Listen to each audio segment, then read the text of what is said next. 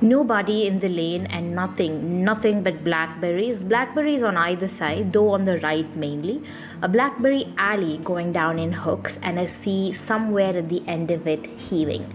Blackberries big as the ball of my thumb and dumb as eyes, ebon in the edges, fat with blue red juices. These they squander on my fingers. I had not asked for such a blood sisterhood. They must love me.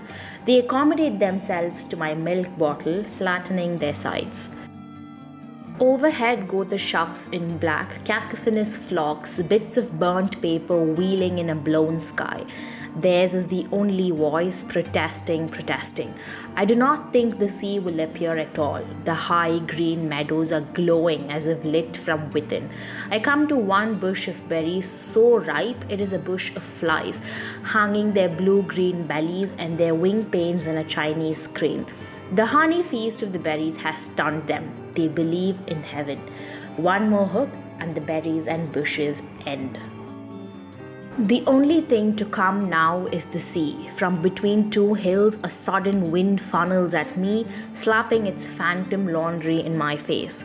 These hills are too green and sweet to have tasted salt. I follow the sheep path between them.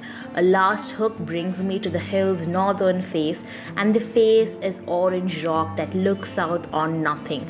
Nothing but a great space of white and pewter lights, and a din like silversmiths beating and beating at an intractable metal.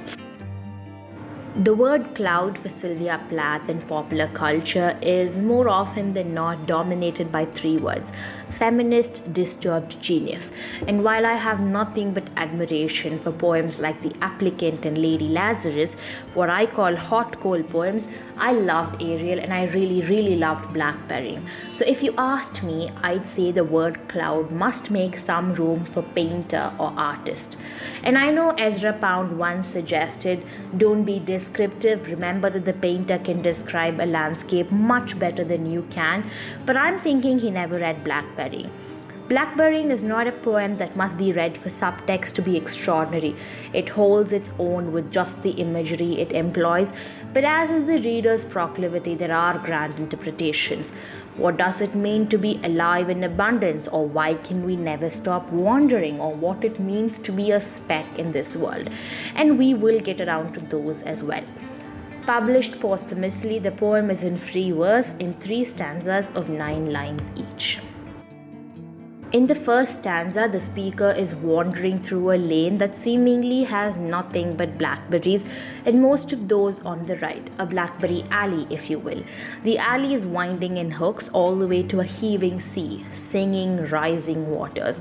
The blackberries are round and full, flush with a blue-red juice that the blackberries squander on her when she picks them for her milk bottle. She renders a mind and a heart to the blackberries when she says they must love her, and that by allowing themselves to be picked and bottled, they forge a sisterhood with her in blood.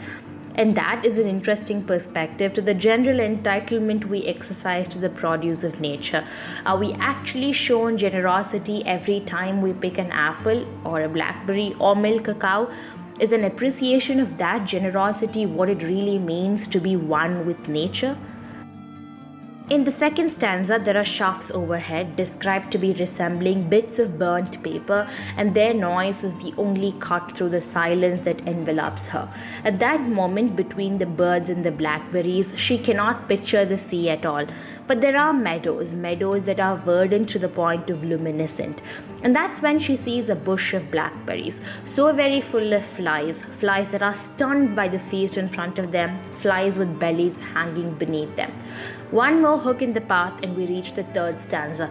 There are 2 hills with strong winds gushing from between. The hills are green, far too green to have tasted salt. And the mention of salt here is interesting if you were to look at it as an allusion to the sea. The last hook is where the speaker comes face to face with the northern face of the hills, glowing in what is presumably the light of the evening sun. Beyond that, there is nothing. Well, nothing but, lo and behold, the sea, a space of white and pewter lights, with a din that resembles that of silversmiths hacking away at a relentless metal. Quite literally, I have stuttered my way through reading this poem and writing this script. I read 3 lines, written a sentence, looked away, and come back to think of it in an entirely new light. Perhaps frustratingly so, poetry never describes for the sake of description. No poet ever compared a sea to a silversmith or declared hills to be too sweet to have tasted salt without an embattled string of thoughts running through their head, not least Sylvia Plath. Does she see the hills and the sea as a relief from the suffocating sweetness of the Blackberry Alley? Is the poem an ode to the sheer, as the kids call it, range of this world?